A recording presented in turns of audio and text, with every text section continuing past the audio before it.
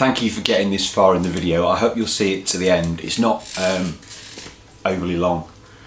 It doesn't feature any puns or singing or music, but it does have a very important message I feel quite strongly about. So please, please share this on social media. You will see why in a minute. It should plug into your moral outrage. It should make you feel a sense of injustice, because there is injustice in this story,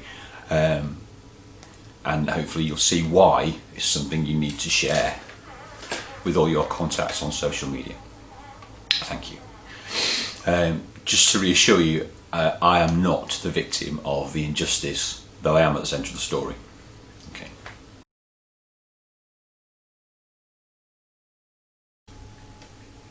About 6 weeks ago, I was in Asda and I started to feel dizzy. Because I wasn't able to sit down due to pandemic restrictions, I grabbed a trolley and thought, well, I'll just mooch around the store, do a bit of shopping and it'll wear off.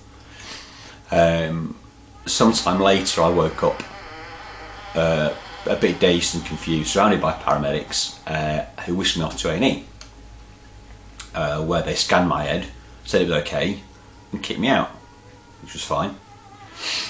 Then when I phoned my GP to say, look, I think I've had a seizure, he went, well, how do I know?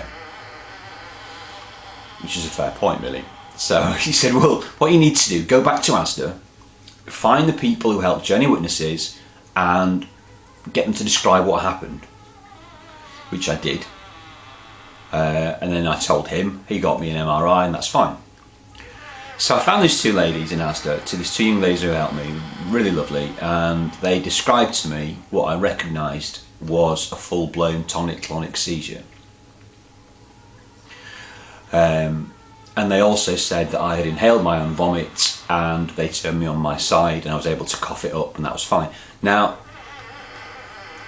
what occurred to me after I had this conversation with them was that had they not turned me on my side, and had I not been in Asda, had I been on my own, that I may have drowned on my own vomit.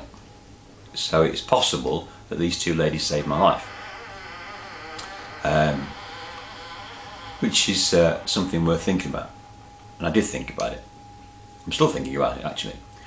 Anyway, so I thought, well, it would be nice to thank these two ladies who are just absolutely adorable and just modest about the whole thing, was to just give them a little something just to say thank you, you know.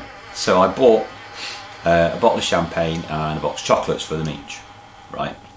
Went round, took it to Asda, left it for them, fine. 2 weeks later I saw one of them in the store, and she just grabbed me and said, oh, hello, how are you doing, blah blah.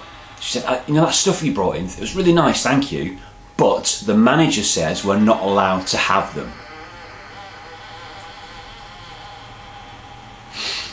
Okay. He says there's a rule, we're not allowed to accept gifts off the public,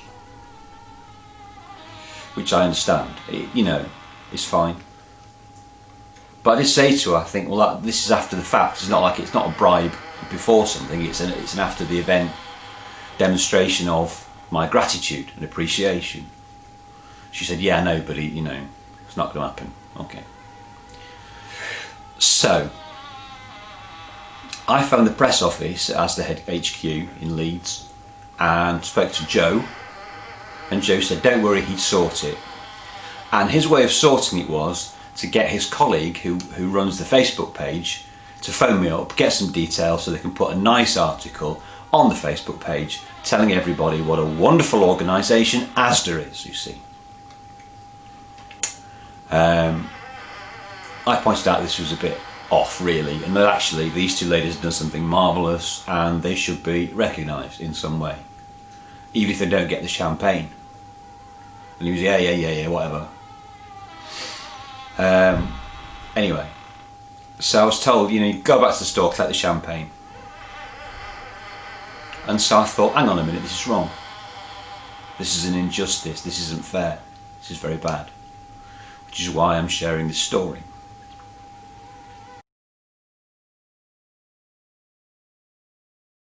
The reason why this is important is not necessarily the injustice to these two ladies, who I'm pretty sure by now are aware of my gratitude and appreciation, which was the whole point of the gesture.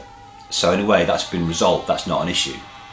Although I would like to have a bottle of champagne each, because I think they're lovely ladies. But anyway, the point is this. This illustrates a malaise in our society, which I think is worth highlighting.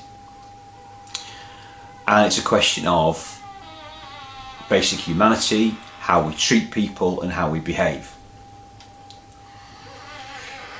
Large organisations like Asda, or hospitals, universities, schools, aircraft carriers, whatever, police stations, parliament, rely on a set of rules to facilitate their operation.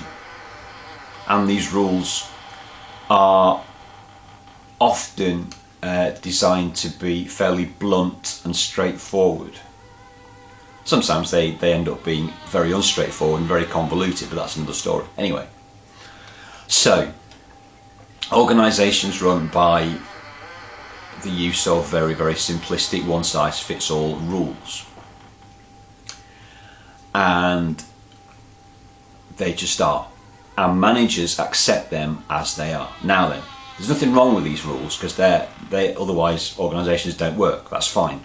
And this rule in particular is a very good rule, because it safeguards, up to a point, the organisation against bribery, fraud, theft and embezzlement. So as a rule, I've got no beef with the rule at all, or even with the organisation per se, because Asda is no worse or no better than most other large organisations in the way it treats its workers and the way that the managers behave. The problem here is that we have an ever-increasing management culture in this country,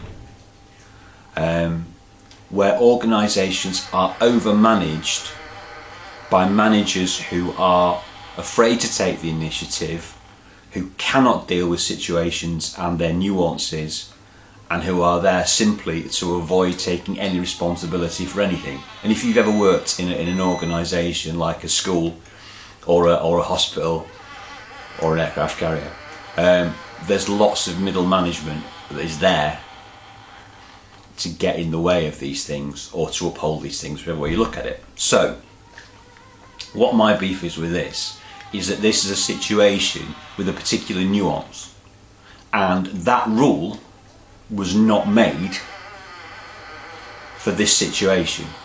So when the manager said to these ladies, you can't have your champagne, what he's saying is, I can't be bothered dealing with you as human beings. I can't be bothered dealing with the particular situation that this has arisen from, and this is the rule, so clear off. I'm far too busy polishing my pension or whatever he was doing, getting up a height about something, probably beams or something, I don't know. Anyway, so that's my point, and the reason why I'm sharing this video with you is so that you can think, yes, I agree with the moral outrage, these girls deserve something, some recognition, and this is an example of officious, lazy and inappropriate management. If you agree with that, please share this video, and the people that you share it with, tell them to share it, so that the message gets out there, and that Asda are ashamed, and the management might take a look at these kind of situations, and Asda might trust its managers and even invite their managers to be a bit more nuanced in the way that they treat their workers. Because this situation is getting worse in this country. There is far too much middle management, far too many layers of bureaucracy that get in the way of people behaving decently like decent human beings. Thank you for getting this far in the video.